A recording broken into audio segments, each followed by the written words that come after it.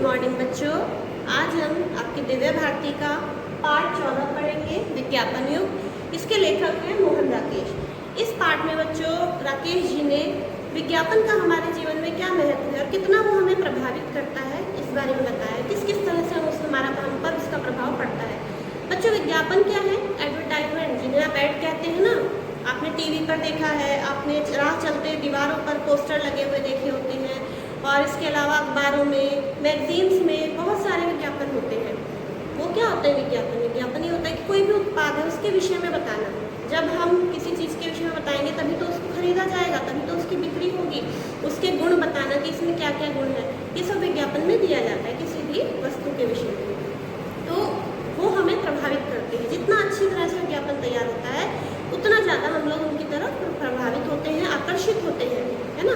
तभी तो हम खरीदते हैं, जब हमें लगता है कि हाँ ये चीज़ अच्छी है तो हम उसको खरीदते हैं। तो बच्चों आपने भी देखा होगा टीवी पर विज्ञापन होते हैं बहुत सारे, कुछ हमारे फेवरेट होते हैं। आपको भी कुछ विज्ञापन इतने अच्छे लगते होंगे कि जैसे ही वो शुरू होता होगा उसके साथ आप भी बोलना शुरू कर देते होंगे। और जितना अच्छा विज्ञापन होता है हम भी उतना ज़्यादा सोचते हैं कि हम इस चीज़ को ले लें। तो चलिए बच्चों देखते हैं कि विज्ञापन का हमारे जीवन पर कितना अधिक प्रभाव पड़ता है, कैसे कैसे पड़ता है। ये इसमें मोहन राकेश जी ने दिखाया। तो चलिए आप सभी अपनी बुक खोल लीजिए, चैप्टर हमारा विज्ञापन युग। तो आइए हम शुरू करते हैं अपना पाठ विज्ञापन युग। इस पाठ का परिचय देखिए। यह एक व्यंग्यात्मक निबंध है। निबंध है व्यंग्यात्मक मतलब व्यंग में लिखा गया।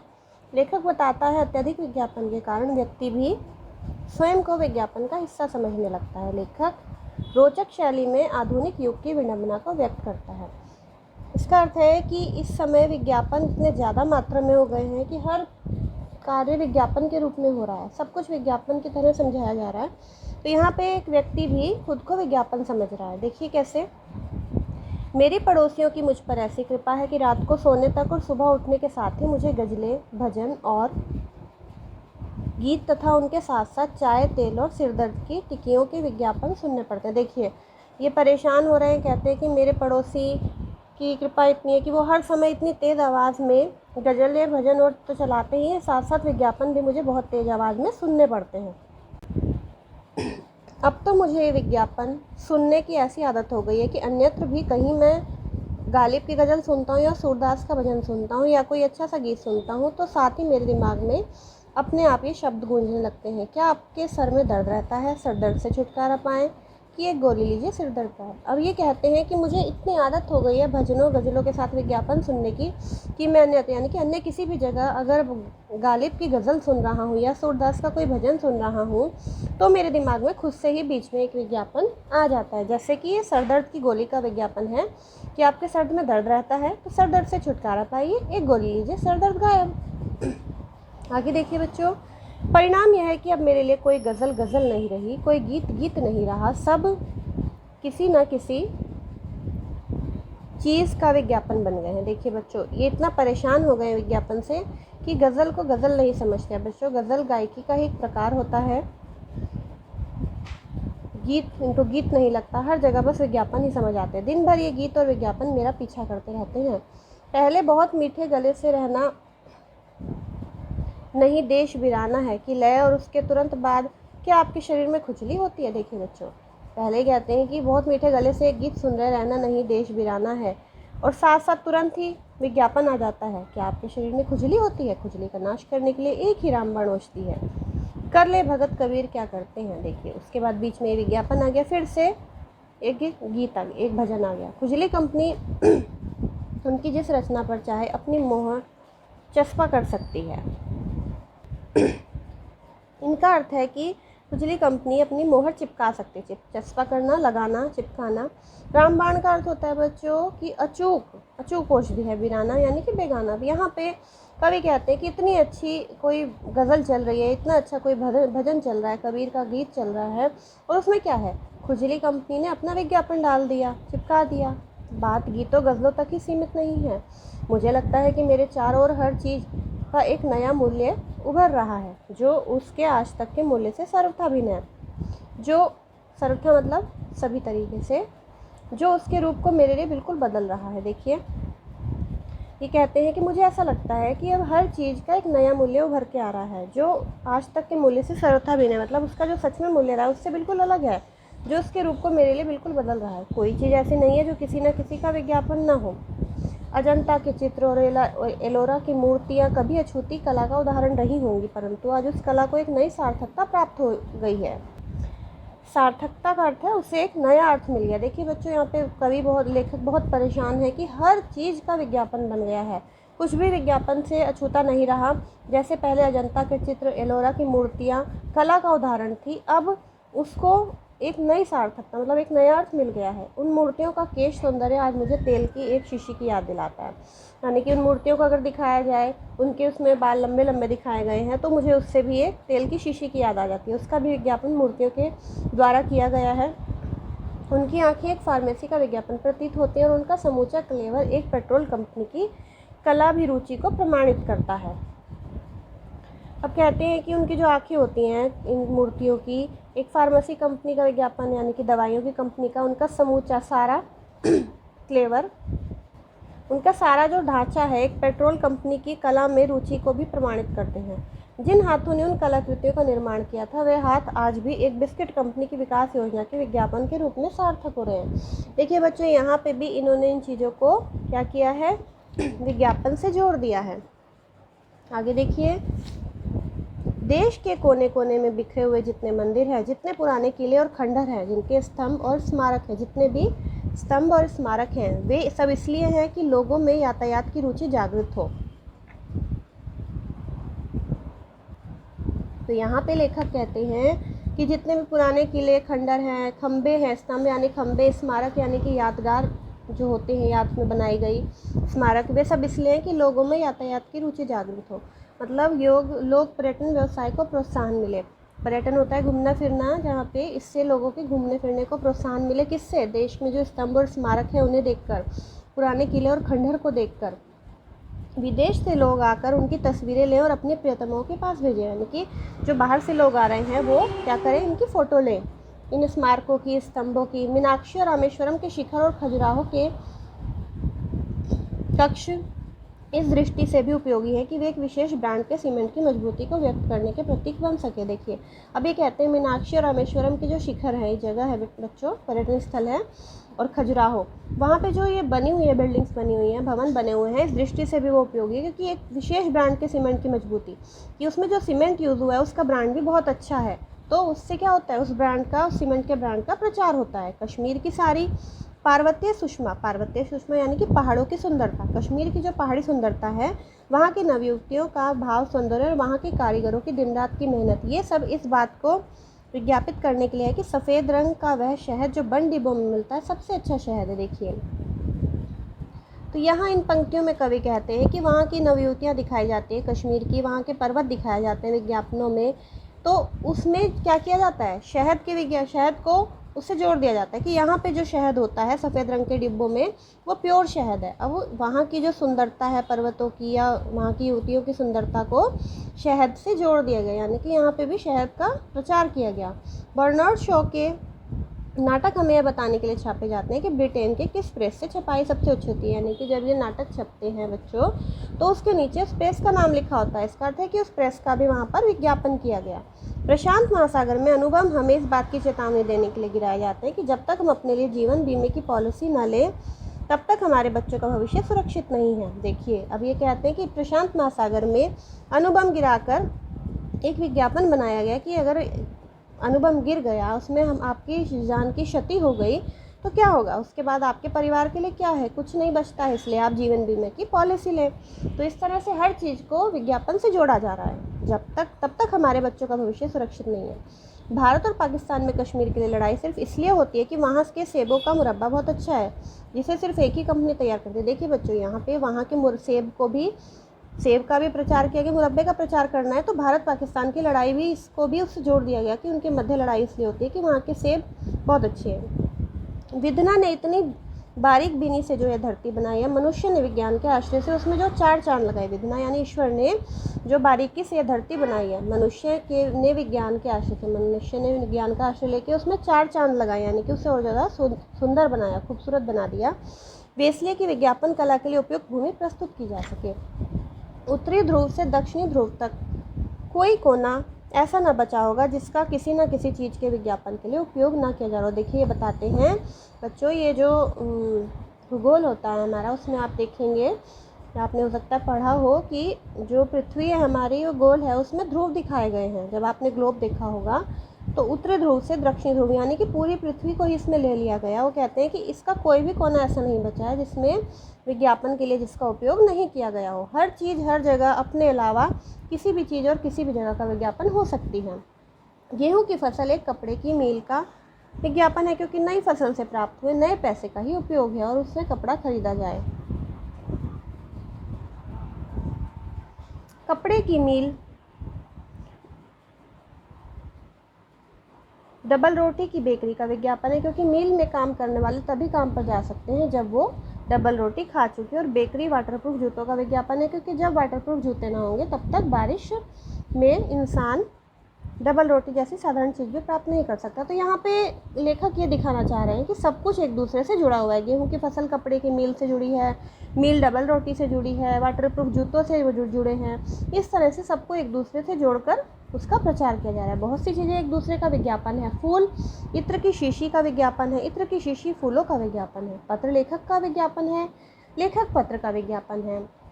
सौंदर्य श्रृंगार प्रसाधनों का विज्ञापन और श्रृंगार प्रसाधन सौंदर्य का विज्ञापन है। देखिए यहाँ पर लेखक ने हर चीज़ को एक दूसरे से जोड़कर दिखाया है कि यही हो रहा है, हर चीज़ का विज्ञापन एक दूसरे से जोड़ दिया जा रहा है। मतलब यह है कि कहा जाए जिधर जाएं, जहाँ रहें, जैसा रहें, इन विज्ञापनों की लपेट से नहीं बच सकते कि हम कहीं भी जाएं, ये विज्ञापन जो है हमारा पीछा नहीं छोड़ेंगे। सब एक दूसरे से जुड़े हुए हैं। घर में बंद होकर बैठ जाएं तो विज्ञापन, रोशनदानों के रास्ते हवा में तैरते आते हैं। क्या आज आपने दांत साफ़ किए हैं? सवेरे उठते ही सबसे पहले क्लोरोफिल वाले टूथपेस्ट से दांत साफ़ कीजिए। देखिए बच्चों, अगर हम सब हर चीज़ों से नज़रें बंद कर लेते हैं, खुद को दूर कर लेते हैं, फिर हम घर में बंद होते हैं, तब भी हमें विज्ञापन दिखाई देंगे। कैसे? सुबह उठते ही हमें ब्रश करना होता है कि आज आपने दांत साफ़ किए क्लोरोफिल वाले टूथपेस्ट से। देखिए यहाँ पे टूथपेस्ट का भी विज्ञापन हो रहा है। याद रखिए, दांतों को रोगों से बचाने के लिए यही एक साधन है। घर से निकले तो हर दोराहे, चौराहे और सड़क के खंभे पर विज्ञापन, खतरे से सावधान, धोखे से बचिए, इसके पढ़ने से बहुतों का भला होगा, अखबार उठाएं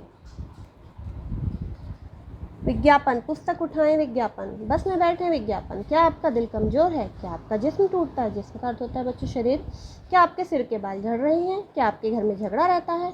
गोया कि आपकी व्यक्तिगत ज़िंदगी बिल्कुल व्यक्तिगत नहीं है, उसे केवल इन विज्ञापन दाताओं के परामर्श से ही जिया जा सकता है। इनका कहना है मानो कि आपकी जो ज़िंदगी है बिल्कुल व्यक्तिगत नहीं है, उसे केवल इन विज्ञापन दाताओं के परामर्श से ही जिया जा सकता है। इसका अर्थ है कि हर जगह आपको हर क्षेत्र में अपने जीवन को जीने के लिए विज्ञापनों को देखना होगा। विज्ञापन कला जिस तेज़ी से उन्नति कर रही है, उससे मुझे भविष्य के लिए और भी अंदेशा है। लगता है ऐसा युग आने वाला है जब शिक्षा, विज्ञान, संस्कृति और साहित्य का केवल विज्ञापन कला के लिए ही उपयोग रह जाएगा। देखिए ये बोलते हैं, मुझे ऐसा लगता है कि संस्कृति साहित्य का विज्ञापन के लिए ही उपयोग रहेगा। वैसे तो आज भी इस कला के लिए इनका खासा उपयोग होता है, मगर आने वाले युग में यह कला 2 कदम और आगे बढ़ जाएगी। विद्यार्थियों को विश्वविद्यालय में दीक्षांत महोत्सव पर जो डिग्रियां दी जाएंगी। बच्चों, दीक्षांत महोत्सव का अर्थ होता है जब शिक्षा समाप्त होती है उस समय जो एक उत्सव मनाया जाता है, उसे दीक्षांत महोत्सव कहते हैं। आज ही आयात निर्यात का धंधा प्रारंभ कीजिए। आयात क्या होता है बच्चों? जब हम सामान को विदेशों से मंगाते हैं, जब वो हमारे देश में आता है बाहर से सामान, वो आयात हुआ। और निर्यात होता है जब हम अपने देश से सामान को बाहर भेजते हैं। तो ये कहते हैं आज ही आयात निर्यात का धंधा प्रारंभ कीजिए। मुफ्त सूची के लिए लिखिए। हर नए आविष्कारक का चेहरा मुस्कुराता हुआ टेलीविज़न पर आकर कुछ इस तरह निवेदन करेगा। मुझे यह कहते हुए हार्दिक प्रसन्नता है कि मेरे प्रयत्न की सफलता का सारा श्रेय रबड़ के टायर बनाने वाली कंपनी को है, क्योंकि उन्हीं के प्रोत्साहन और प्रेरणा से मैंने इस दिशा में कदम बढ़ाया था। विष्णु के मंदिर खड़े होंगे जिसमें संगमरमर की सुंदर प्रतिमा का अर्थ होता है बच्चों मूर्ति के नीचे पट्टी लगी होगी। याद रखिए, इस मूर्ति उस भवन के निर्माण का श्रेय लाल हाथी के निशान वाले निर्माताओं का। देखिए बच्चों, यहाँ पर लेखक हर चीज़ को आविष्कार इससे विज्ञापन से जोड़कर ही दिखा रहे हैं कि किस तरह से हर जगह विज्ञापन का प्रचार किया जाए। वास्तुकला संबंधी अपनी सभी आवश्यकताओं के लिए लाल हाथी का निशान कभी मत भूलिए। वास्तुकला होता है भवन निर्माण की प्रक्रिया। यानी कि आपको अगर भवन निर्माण करवाना है तो लाल हाथी का निशान मत भूलिए। और ऐसे ऐसे उपन्यास साथ में आया करेंगे जिनकी सुंदर चमड़े की जिल्द पर एक और बारीक अक्षरों में छपा होगा, साहित्य में अभिरुचि रखने वालों को इक्का मार्क का साबुन बनाने वालों को की एक और तुझ भेंट। और बात बढ़ते बढ़ते यहाँ तक पहुँच जाए कि जब एक दूल्हा बड़े अरमान से दुल्हनिया ब्याह कर घर लाएगा और घूंघट उठाकर उसके रूप की प्रशंसा में पहला वाक्य कहेगा तो दुल्हन मधुर भाव से आंख उठाकर हृदय का सारा दुलार शब्दों में उड़ेलते हुए कहेगी, बताऊं मैं इतनी सुंदर क्यों दिखाई देती हूँ? यह इसलिए कि मैं रोज प्रातः उठकर 951 नंबर के साबुन से नहाती हूँ। कल से आप भी इस घर में 951 नंबर का साबुन रखिए। इसकी सुमधुर गंध सारा दिन दिमाग को ताज़ा रखती है और इसके मुलायम झाग से त्वचा बहुत कोमल रहती है। इसकी बड़ी टिकिया खरीदने से पैसे की भी किफ़ायत होती है। किफ़ायत यानी बचत। देखिए बच्चों, इस चीज़ को भी इन्होंने यहाँ जोड़ दिया कि जब नई नई शादी होती है, दूल्हा दुल्हन का घूंघट उठाता है तो दुल्हन की जब वो प्रशंसा करेगा तो वो क्या कहेगी कि मैं इस साबुन से नहाती हूँ इसलिए मैं इतनी सुंदर हूँ। जहाँ तक विज्ञापन के लिए जगह का सवाल है, बहुत सी जगह है जिनका अभी तक उपयोग नहीं किया जा सका। विज्ञापन कला की दृष्टि से सब चीज़ों का आपस में अन्योन्याश्रित संबंध है। अन्योन्याश्रित का अर्थ होता है एक दूसरे पर निर्भर होना। इससे दवा की शीशियों में मक्खन के डिब्बों के विज्ञापन होने चाहिए और मक्खन के डिब्बों में दवा की शीशियों के। चित्र गैलरियों में चित्रों के अतिरिक्त तेल के इश्तिहार टांगे जाने चाहिए। तेल की बोतलों पर चित्रकला प्रदर्शनियों की सूचनाएं चिपकाई जानी चाहिए। कंबलों और दुशालाओं में चाय और कोको के इश्तिहार बुने जा सकते हैं। नमदर गलीचे रबड़ सोल के जूतों के विज्ञापन के आदर्श साधन हो सकते हैं। बैंकों की दीवारों पर लॉटरी और रेस कोर्स के विज्ञापन लिखे जा सकते हैं। रेस कोर्स में बचत की स्कीमों पर विज्ञापन दिया जा सकता है। रेल और हवाई जहाज़ की टिकटों पर बीमा कंपनियों का विज्ञापन हो सकता है और अस्पतालों की दीवारों पर वैवाहिक विज्ञापन लगाए जा सकते हैं। देखिए बच्चों, अब लेखक ये कह रहे हैं, वो इतने परेशान हो चुके हैं हर जगह विज्ञापन देख के, तो उनका कहना है कि अब किसी एक चीज़ पर, किसी एक उत्पाद पर दूसरे उत्पाद के लिए हम विज्ञापन दे दें, बस यही एक जगह बची है। यह तो आने वाले कल की बात है, पर आज भी स्थिति है कि मुझे हर जगह विज्ञापन ही विज्ञापन दिखाई देता है। जहाँ विज्ञापन हो वहाँ भी और जहाँ ना हो वहाँ भी मेरा दिमाग हर चेहरे, हर आवाज़ और हर नाम का संबंध किसी न किसी विज्ञापन के साथ जोड़ देता है। सुबह उठकर सामने की दुकान के लड़के को चाय लाने के लिए कहता हूँ तो चाय का नाम लेते ही मुझे नीलगिरी की सुंदरी का ध्यान हो आता है, जिसका चेहरा मैं रोज़ अखबार में देखता हूँ। नीलगिरी के नाम से मुझे तुरंत कॉफ़ी प्रदेश की ढलानें याद आ जाती हैं। साथ ही एक बूढ़े राजपूत का चेहरा मेरी आंखों के सामने उभरने लगता है और मैं अनायास अपने को बुदबुदाते हुए पाता हूँ। ये अच्छे कॉफ़ी और ये अच्छा चेहरा दोनों भारतीय हैं। देखिए खैर, लड़का 2 मिनट में चाय की प्याली लेकर मुस्कुराता हुआ मेरे सामने आ खड़ा होता है। उसके अधकुले होठों के बीच उसके पतले सफ़ेद दांतों को देखकर मुझे लगता है वह विशुद्ध क्लोरोफिल मुस्कुरा रहा है। यानी कि यहाँ भी देखिए लेखक विज्ञापन ढूंढ रहा है कि उसने क्लोरोफिल वाले टूथपेस्ट से ब्रश किया है। अमेरिकी मुहावरे में इसे $1 मिलियन स्माइल कहते हैं। स्माइल का अर्थ होता है बच्चों मुस्कान, मुस्कुराहट। वह लड़का है कि रोज़ $1 की चाय मुझे पकड़ाता हुआ $1 मिलियन की मुस्कुराहट दे जाता है। मेरी कई बार इच्छा होती है लड़के को किसी क्लोरोफिल कंपनी के हवाले कर दूं, जिससे उसकी मुस्कुराहट का सही मूल्य दुनिया के सामने आ सके। और जब मैं यह सोच रहा होता हूँ तो इथर में तैरती हुई स्त्री कंठ की सुमधुर आवाज़ सुनाई देती है। इथर होता है एक द्रव्य पदार्थ, लिक्विड होता है ये। क्या आपका लीवर ठीक काम नहीं करता? क्या लीवर ठीक रखने के लिए आज से ही लीवर इमल्शन लीजिए। देखिए यहाँ भी लेखक को क्या सुनाई दे रहा है? विज्ञापन। मुझे ठीक मालूम नहीं कि मेरा लीवर ठीक काम करता है नहीं, पर मैं किसी बच्चे को किलकारी मारकर हंसते हुए देखता हूँ तो मुझे लाल डब्बे में बंद बेबी मिल्क की याद आती है। देखिए किसी सुंदर दृश्य को देखता हूँ तो $29 वाला कैमरा मेरी आंखों के आगे घूमने लगता है। विवाह मंडप के पास खड़े होकर मुझे राष्ट्रीय बचत प्रमाण पत्र की याद आती है। दफ्तर की नई टाइपिस्ट रोजी का समूचा व्यक्तित्व मुझे लाल रंग की लिपस्टिक का विज्ञापन प्रतीत होता है। और किसी से कहिएगा नहीं, यह बात यहाँ तक पहुँच गई है कि अब मैं खुद आईने के सामने खड़ा रहता हूँ तो लगता है कि अपना चेहरा नहीं, लीवर सॉल्ट का विज्ञापन देख रहा हूँ। सॉल्ट का अर्थ होता है बच्चों नमक। तो बच्चों ये देखिए स्थिति ये हो चुकी है कि लेखक को हर जगह विज्ञापन का प्रचार दिखाई देता है। बच्चों मैंने आपको समझाया और अभी आप जिस एज में हैं काफ़ी कुछ विज्ञापन के बारे में जानते होंगे। मैं आपको विज्ञापन के कुछ नमूने इस वीडियो में दे रही हूँ, उससे भी आप देख लें।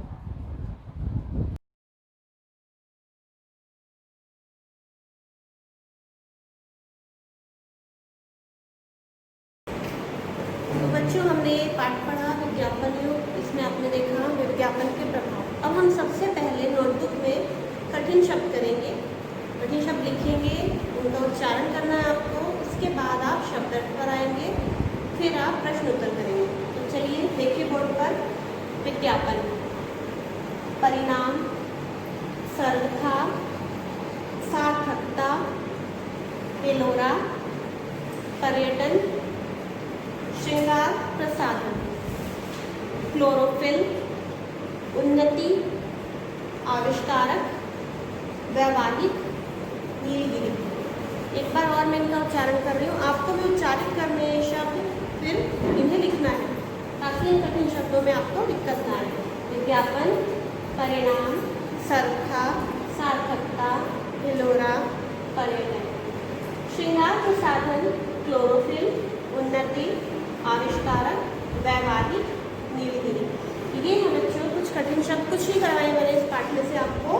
इन्हें आप नोटबुक में भी नोट करेंगे और इनका अभ्यास भी करेंगे बोल बोल कर, जिससे ये आपको क्लियर हो जाए।